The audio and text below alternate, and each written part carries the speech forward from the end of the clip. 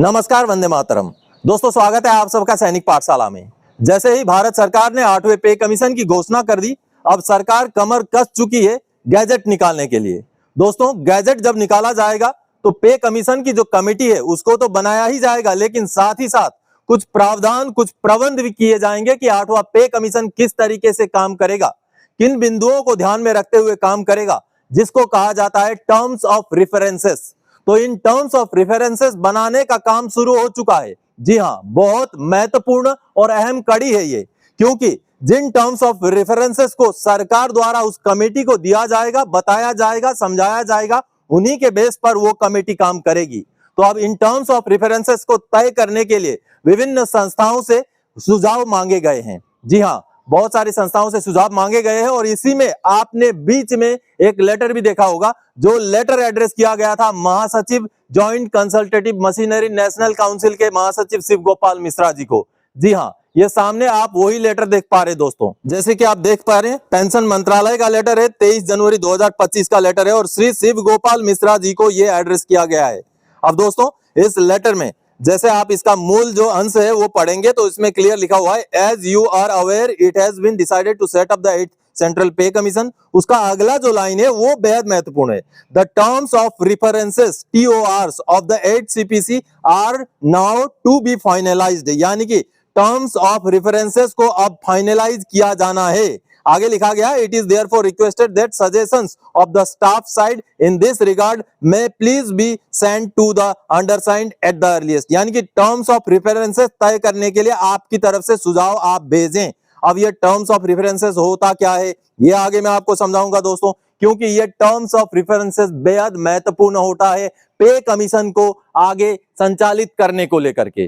किस तरीके से किन किन बिंदुओं पर पे कमीशन काम करेगा, यह सारा निर्भर करता है इसी टर्म्स ऑफ रेफरेंस पर ही। जी हां दोस्तों, अब चलिए, आखिर शिव गोपाल मिश्रा जी यानी कि जॉइंट कंसल्टेटिव मशीनरी को ही क्यों बुलाया गया, क्यों बाकियों को नहीं बुलाया गया? अब ऐसे में बहुत सारे जो लोग हैं वो तो इस चिंता में है कि कहीं शिव गोपाल मिश्रा जी को ही चेयरमैन तो नहीं बनाया जा रहा है, क्योंकि इस तरीके की बातें चल रही हैं कि सरकार ने उनको क्यों बुलाया।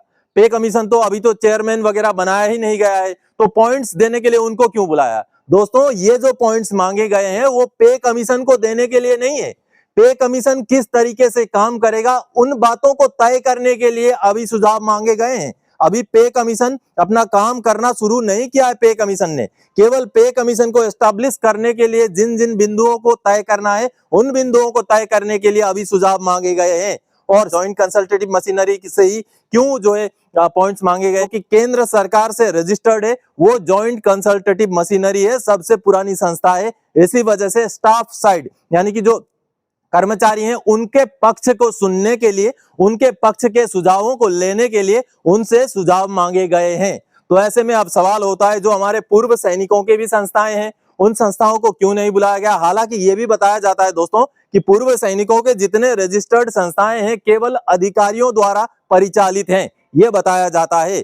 लेकिन जब रजिस्ट्रेशन होता है, यानी कि जब डिफेंस मिनिस्ट्री किसी भी संस्था को रिकॉग्नाइज करती है, रजिस्ट्रेशन देती है, तो उसमें जिन बातों को ध्यान में रखते हुए रिकॉग्नाइज करती है, उन बातों को अगर आप भी ध्यान करेंगे, लिखित में लेटर है, आगे वो भी दिखाऊंगा, तो आपको ऐसा कतई नहीं लगेगा कि जेसीओ जोआर या जवानों का उसमें जो है भागीदारी नहीं है। लेकिन दोस्तों, हमने अमूमन ये देखा है कि जवानों की बातों को अनसुना किया जाता है, क्योंकि पिछले पे कमीशन में जो हुआ था, नीचे लेवल के कर्मचारियों को कम फिटमेंट फैक्टर, ऊपर लेवल के कर्मचारियों को ज्यादा फिटमेंट फैक्टर दिया गया, तब भी हमारी संस्थाओं ने आवाज नहीं उठाया। लेकिन अब की बार जरूर ही जवानों की भी बातों को, चाहे कोई भी संस्था का को रिप्रेजेंटेशन करने का मौका मिले, वो जवानों के मुद्दों को भी जरूर रखे। क्योंकि दोस्तों, आपको बता दूं कि जो डिफेंस मिनिस्ट्री जब किसी भी संस्था को रजिस्ट्री करता है तो उसमें कुछ बातों को ध्यान रखता है। अब सामने आप डिफेंस मिनिस्ट्री का रजिस्ट्रेशन से जुड़ा हुआ एक लेटर देख पा रहे दोस्तों,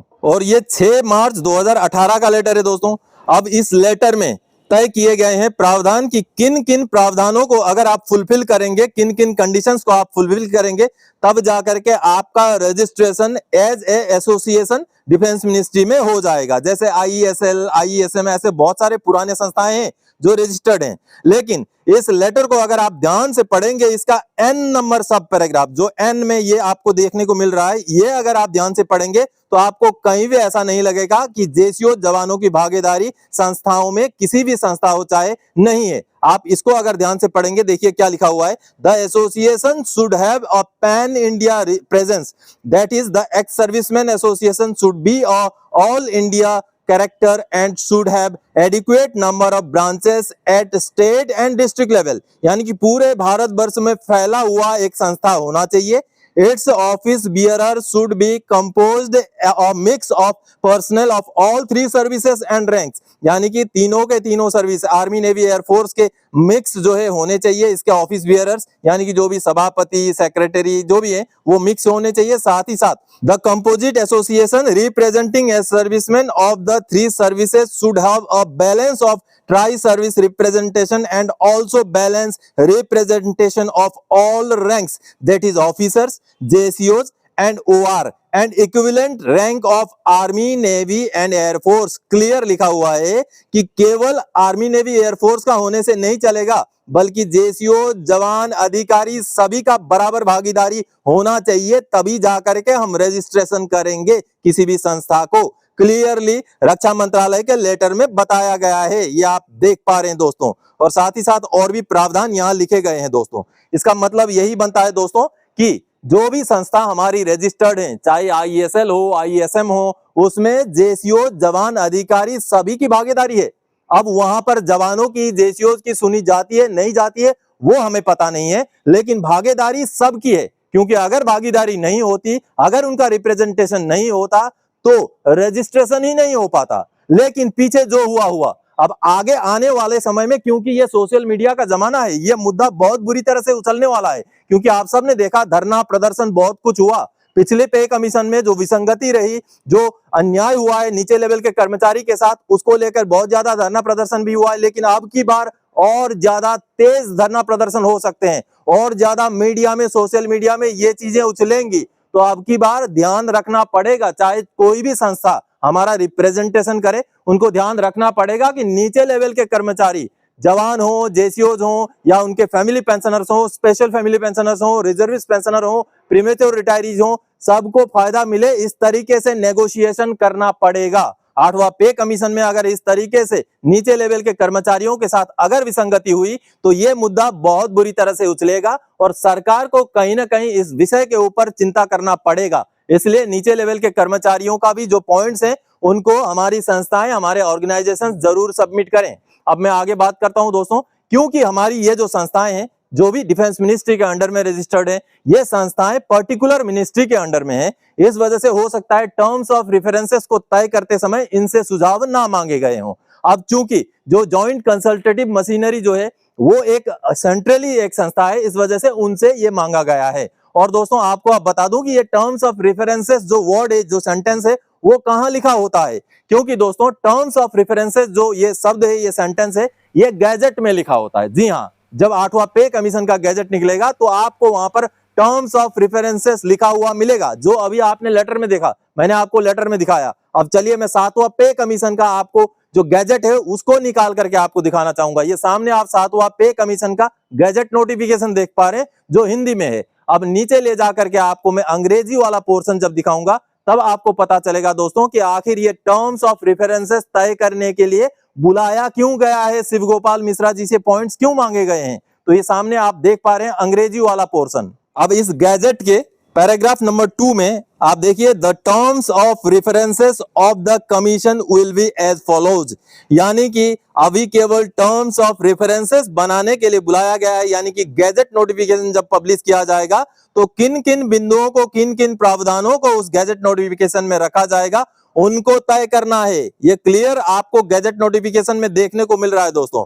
तो इसका मतलब होता है कि 8वां पे कमीशन गठित होने से पहले ही जो जॉइंट कंसल्टेटिव मशीनरी जो स्टाफ साइड है उनसे इसीलिए पॉइंट मांगे गए क्योंकि गैजेट नोटिफिकेशन निकालने के लिए सरकार कमर कस चुकी है। गैजेट नोटिफिकेशन का काम फुल जोर चल रहा है। अब कभी भी हमारा गैजेट नोटिफिकेशन 8वां पे कमीशन का निकल सकता है, क्योंकि पॉइंट्स मांगे जा चुके हैं। अब उन पॉइंट्स को रख करके गैजेट नोटिफिकेशन निकल जाएगा दोस्तों। तो दोस्तों, जैसे आप सबने समझा अभी कि जो लेटर निकाला गया था पेंशन मंत्रालय द्वारा शिव गोपाल मिश्रा जी के नाम का, वो लेटर पे कमीशन में पॉइंट्स सबमिट करने के लिए नहीं था, बल्कि पे कमीशन को एस्टैब्लिश करते टाइम क्या क्या चीजें ध्यान में रखनी है, कौन से टर्म्स ऑफ रेफरेंसेस रखनी है, उन चीजों को तय करने के लिए यह लेटर निकाला गया है। लेकिन अभी से हमें ध्यान देना पड़ेगा, क्योंकि जॉइंट कंसल्टेटिव मशीनरी का हमने पिछली बार देखा था, यूपीएस लागू करते टाइम भी इन्होंने ढीला रवैया अपनाया। इसीलिए सरकार ने यूपीएस में भी बहुत सारे टर्म्स एंड कंडीशन रख दिए, जिससे कहीं ना कहीं आने वाले समय में यूपीएस वाले पेंशनर को घाटा होगा। तो इस तरीके का जो कार्रवाई जो है जॉइंट कंसल्टेटिव मशीनरी ना करे 8वें पे कमीशन में, इस बात को जरूर ध्यान रखना पड़ेगा। और अगर ऐसा होता है तो सभी को मुखर होकर इसका विरोध करना पड़ेगा दोस्तों, ताकि 8वां पे कमीशन सही ढंग से लागू हो और सभी को इसका फायदा सही मिल सके। तो दोस्तों, आज के इस वीडियो में इन्हीं जानकारी के साथ आया था। आगे और कोई जानकारी आपसे सरोकार रखने वाला विषय लेके मैं फिर से हाजिर हो जाऊंगा। तब तक के लिए जय हिंद दोस्तों।